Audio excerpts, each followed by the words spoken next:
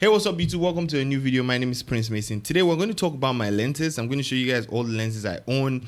Not all of them because I'm using one to record, but I'll tell you about this one too. And what lenses I use for my photography, why I own that particular lens, and also if I think you should get it. So let's get straight into today's video.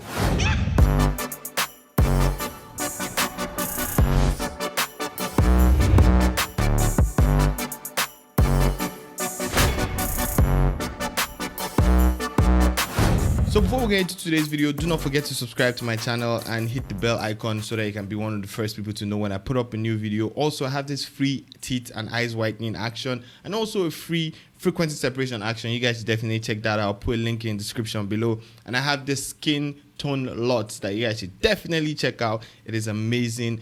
Well, according to the reviews we've gotten, it is amazing. So you guys should definitely check that out. I hope you guys can hear a hum. That's from my laptop, but hopefully you can hear that. So yeah, let's get into my lenses, the ones I use the most, and I'll start right now with the lens that I've been using the most recently, which is my 100mm f2 lens. Now, this lens has taken a beating. It has. I do not have the cover for the bottom.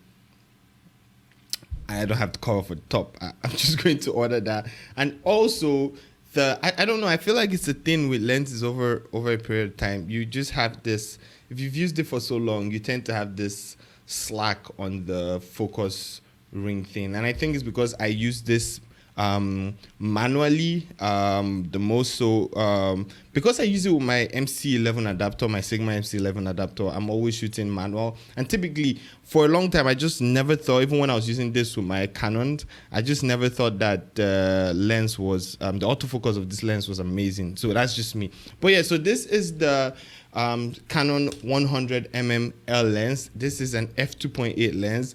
But for what I use it for, it really doesn't matter. It's f2.8. Typically, I'm shooting at like f9, f11, and high apertures like that. Now, why do I love this lens? This lens is macro, so I can go really close to my subject. And also, it's 100mm, so it's a long lens.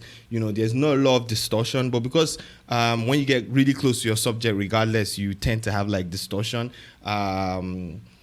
You're still going to like just have like a little of that. But typically, this is my favorite lens for beauty portraits, and it's the lens that I've been using for like the last 2-3 months constantly for my beauty portraits. So it is right now the king of beauty portraits for me. If you guys are looking at getting a lens for beauty portraits, basically, then you should definitely check out the Canon 100mm L lens. Now, that's the L version. I think it goes for about $700. I have this other one.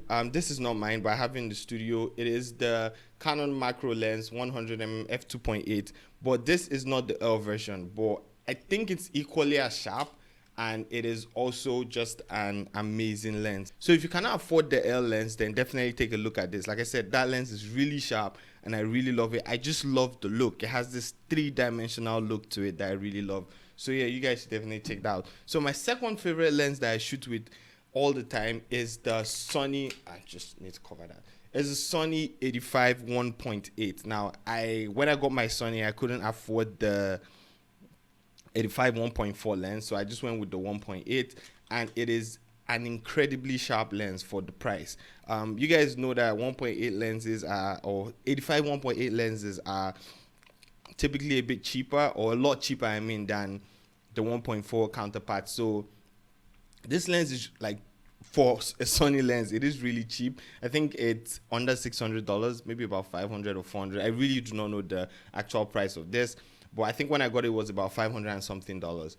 And it is just an amazing lens. It is just beautiful to use. If you shoot in the studio, you shoot outdoors, you use a Sony camera, you should definitely consider getting the 85 1.8. It is my favorite portrait lens for now. I think it is my favorite outdoor portrait lens for now, because I really do not have to stand too far away from my subject. I can be close to my subject, so I can still interact with my subject. So that's an amazing lens. If you use a Canon or what do you call it, or a Nikon camera, then you should definitely, and you want to shoot portraits, then you should think about having an 85 1.8 in your arsenal. Now, if you can afford it, then you can get the 1.4.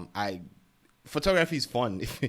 Sometimes, you know, you don't want to spend too much money, but if you have the money and it's going to make you happy and make you go out and shoot a lot more, then I feel like you should definitely get it. So the next lens that I'm going to talk about is my Sigma 35 1.4. Now this is, I still think that it is the king of 35 1.4 lenses, and the reason is because I feel like it's still the cheapest.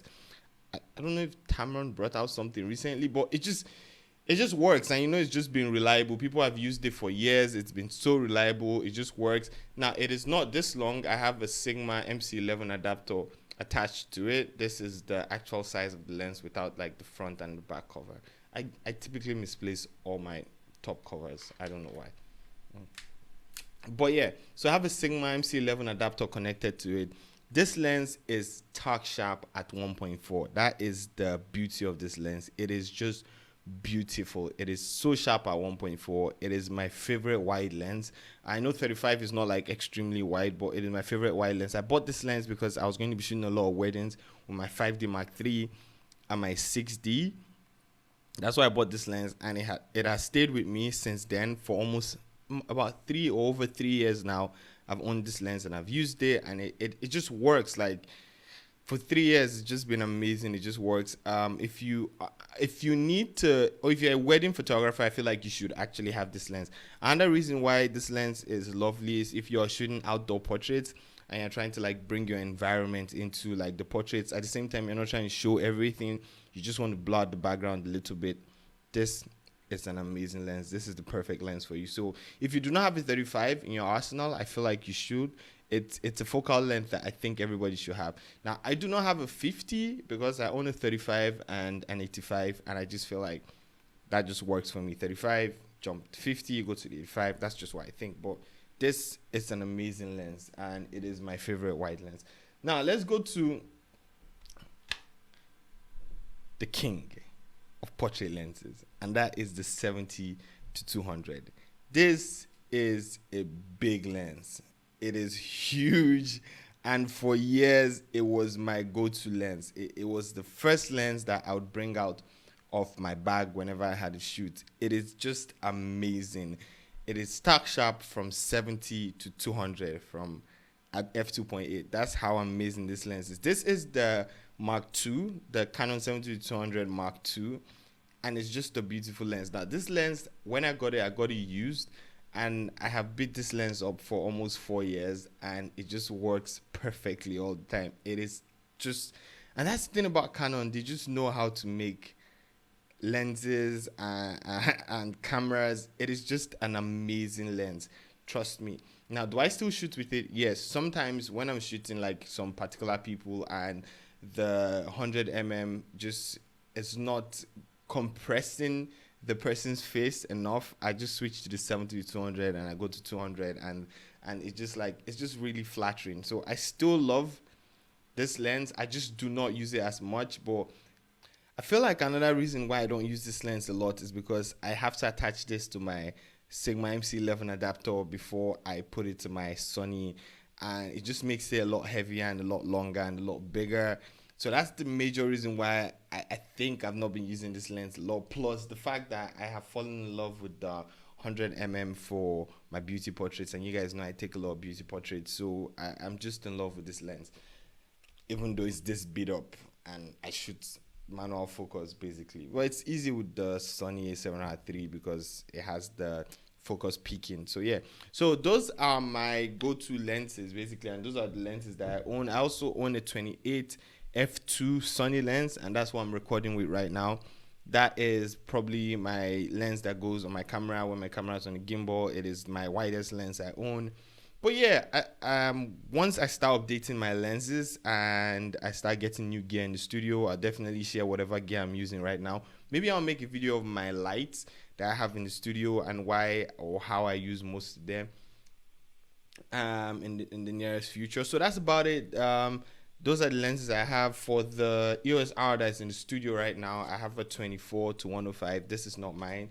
It is borrowed, so I could shoot with it and know how the EOS R feels like. If you're watching this video, then you've definitely seen the EOS R video. If you haven't, just click up here in the description or check the description below and you'll be able to watch that video. So that's it. And we also have the Sony a7R III, which I'm recording right now with. We have the Sony a7 III, and like I said, the EOS R. Those are the 3 cameras we have in the studio right now, and I'll just be shooting with all 3 of them, and I'll show you guys how it's going. Anyways, thank you for watching this video. If you guys are interested in purchasing any of these things, use the links that I have in the description below.